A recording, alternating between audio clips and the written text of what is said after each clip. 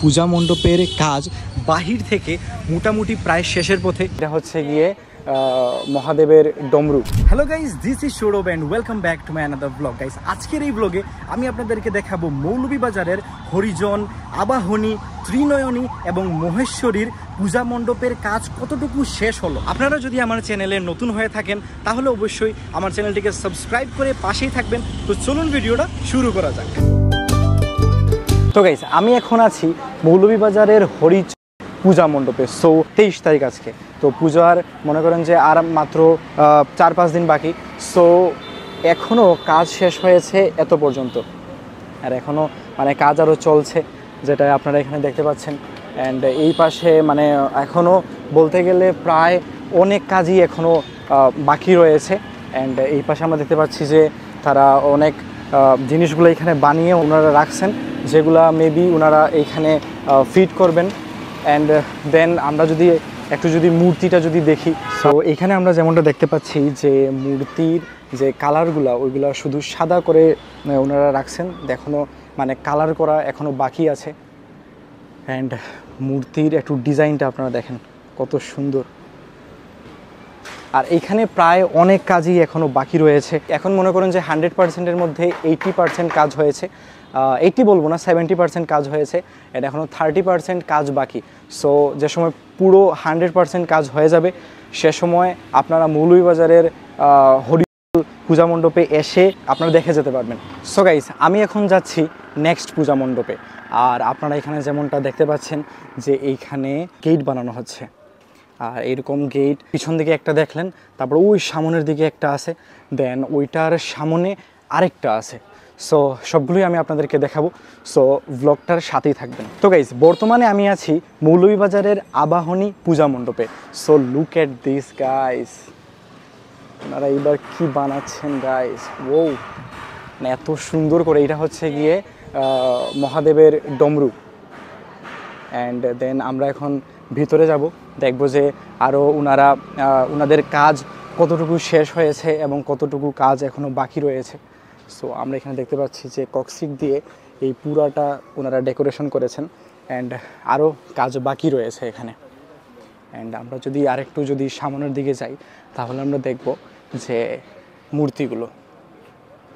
And ওনাদের সাথে আমি কথা বলেছি, এইবার কোনো থিম নেই, জাস্ট এমনি আর কি মূর্তি রেখে ওনারা পূজা করবেন। বাট এর আগের বার ওনারা থিম রেখেছিলেন এই যে আবাহনীতে, মানে এত সুন্দর লেগেছিল। কিন্তু এইবারও দেখেন গাইস, এইবারও কিন্তু কম না, এইবারও অনেক সুন্দর লাগতেছে। আর এখানে কাজ আমি বলবো যে 100%-এর মধ্যে 80% কাজ শেষ হয়ে গেছে, অ্যান্ড আরও 20% কাজ বাকি। সো এই পাশ থেকে যদি আমরা দেখি তাহলে এই পাশেও দেখবো যে এই যে ডমরুটা দেখা যাচ্ছে। অ্যান্ড এইটা হচ্ছে গিয়ে বের হওয়ার রাস্তাটা।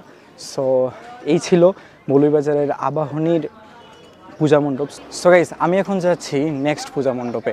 আর সামনে আপনারা দেখতে পাচ্ছেন যে এখানেও হচ্ছে গিয়ে গেট সাজানো রয়েছে। অ্যান্ড আমরা যাব হচ্ছে গিয়ে হাতের বাম পাশে। অ্যান্ড এই পাশেও কিন্তু আরেকটা পূজা মণ্ডপ রয়েছে, যেটা আমি আপনাদেরকে একটু পরে দেখাবো। সো আমি এখন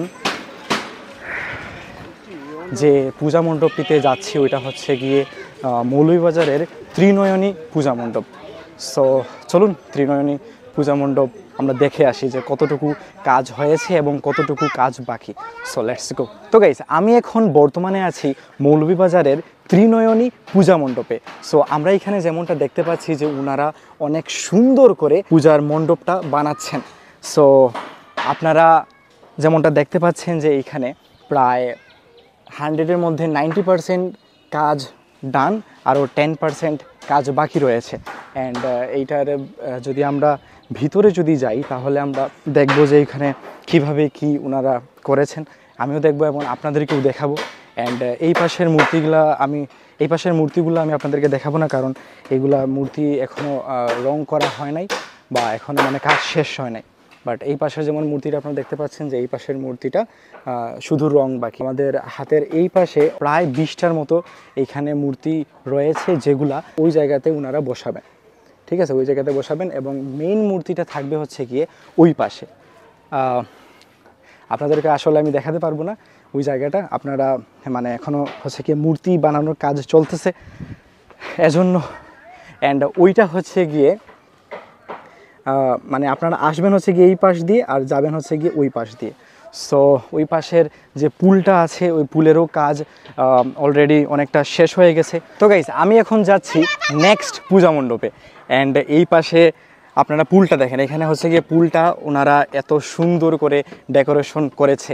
এটাও আসলে প্রতি বছরই ওনারা এই পুলের মধ্যে সুন্দর করে হচ্ছে গিয়ে ডেকোরেশন করে, মানে ওই পাশ দিয়ে আসতে হয় এবং এই পাশ দিয়ে আপনারা যাবেন। তো গাইস আমি এখন বর্তমানে আছি মৌলভীবাজারের মহেশ্বরী পূজা মণ্ডপে। সো আমরা যেমনটা এই পাশে দেখতে পাচ্ছি যে পূজা মণ্ডপের কাজ বাহির থেকে মোটামুটি প্রায় শেষের পথে। আমরা এখানে দেখতে পাচ্ছি যে তারা অনেক সুন্দর করে এইবার মহেশ্বরীতে অনেক সুন্দর করে ডেকোরেশন করা হয়েছে। যেমনটা আপনারা যদি এই পাশে দেখেন, এই পাশে ওনারা অনেক সুন্দর করে ককশিট দিয়ে ছবিগুলো বানিয়েছেন। এখানে মা দুর্গার, মা কালীর, মা বিপদনাশিনীর, তারপর আর হচ্ছে গিয়ে ঢাক বাজাচ্ছেন, এইসবের ওনারা হচ্ছে গিয়ে ককশিট দিয়ে ছবিগুলো বানিয়েছেন, যেগুলো দেখতে অনেক সুন্দর লাগতেছে।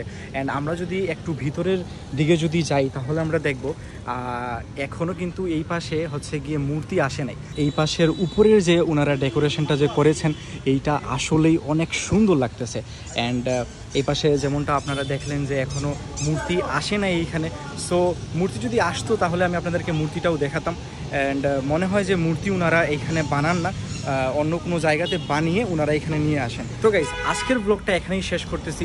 যদি ভিডিওটি ভালো লেগে থাকে তাহলে অবশ্যই আমার ভিডিওটিকে একটি লাইক, এবং চ্যানেলে যদি নতুন হয়ে থাকেন তাহলে অবশ্যই আমার চ্যানেলটিকে সাবস্ক্রাইব করে পাশেই থাকবেন।